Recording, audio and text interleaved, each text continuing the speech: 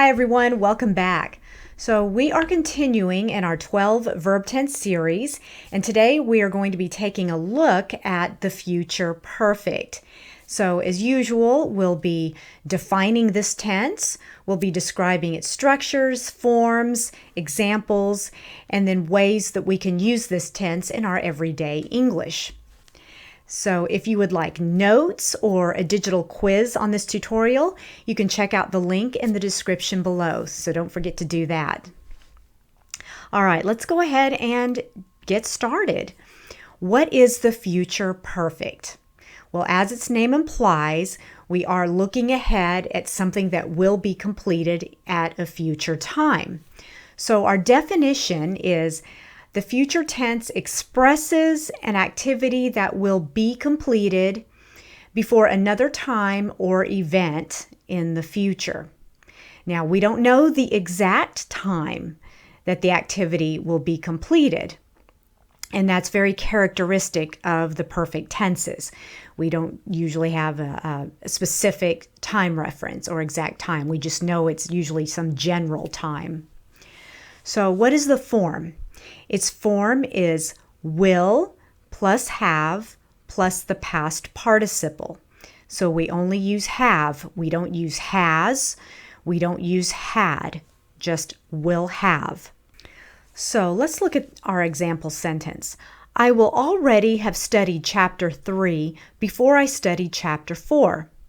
So I'm looking ahead into the future, and I want to express that I will complete chapter 3 before I begin chapter 4. So I have to use the future perfect when I'm talking about the first event that will be completed. So I say, I will already have studied chapter 3. I could say I will have studied chapter 3, but sometimes it's very common to use that adverb of time, that adverb already, to kind of mean before the expected time. I want to say, hey, I'll be finished with that. So I'm looking ahead in the future, and I say, I will already have studied chapter 3. Let's look at another sentence. I will graduate in June. I will see you in July. By the next time I see you, I will have graduated.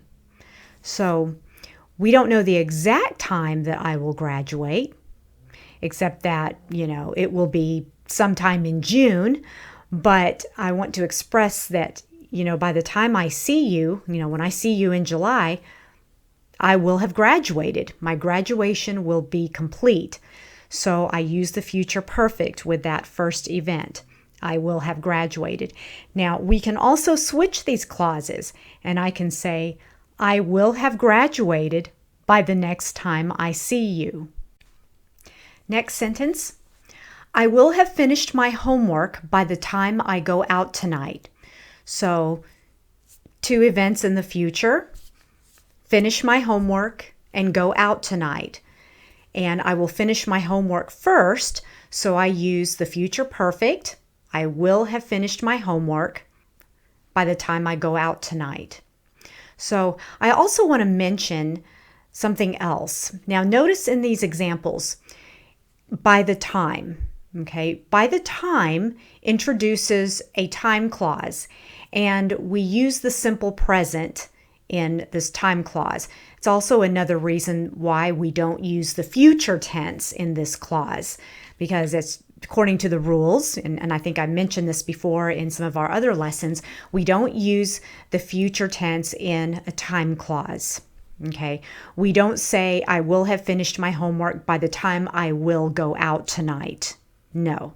When we say by the time, we just use the simple tense go, not will go. So just something to remember.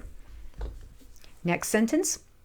By the end of the week, Jen will have received her driver's license. So two things in the future. We're looking ahead to the end of the week, and then Jen receives her driver's license. But Jen receives her driver's license first, okay? So when the end of the week happens or the end of the week comes, Jen will already have received her driver's license. She won't receive it at the end of the week necessarily. She will already have it. That's the idea. So we say, by the end of the week, Jen will have received her driver's license. We could also switch the clauses and say, Jen will have received her driver's license by the end of the week. By this time next year, Leah will have been away for 2 years. So here we have a state of be, and we use been. Past participle of be is been. Leah will have been away. So we look back a year ago. A year ago to the present is 1 year.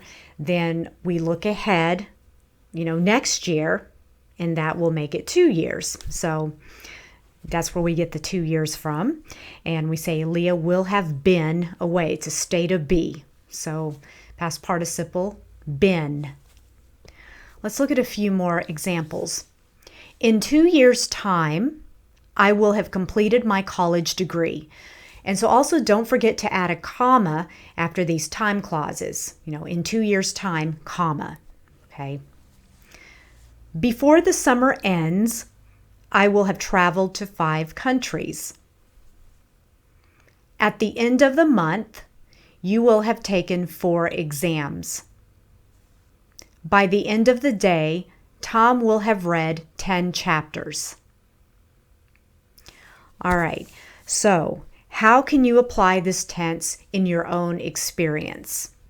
Let's use today. Let's say by the end of the day, I will have what? Fill in the blanks. What will you have accomplished or completed or done by the end of the day? Maybe by the end of the day, I will have cooked dinner. By the end of the day, I will have picked up my dry cleaning. How about by this time next year? By this time next year, I will have lived here for... So a year from now, how long will you have lived where you are living now? By this time next year, I will have lived here for a year and a half, maybe 2 years. Fill in the blank. At the end of the month, what will you have accomplished by the end of the month? At the end of the month, I will have completed my class. At the end of the month, I will have made my last car payment. Next time I see my best friend, I will have returned from my vacation. Next time I see my best friend, I will have given birth to my first child. Fill these in. And as you fill them in, read them out loud so that you hear these structures and you get used to the way they sound. You get used to using them and saying them. Call a friend, phone a friend, and just tell them you're practicing your English and you're practicing this tense. All right, so this concludes our brief tutorial on the future perfect. If you found value in this lesson, go ahead and give a like and subscribe. And don't forget to check out the links in the description below. Happy learning, everyone.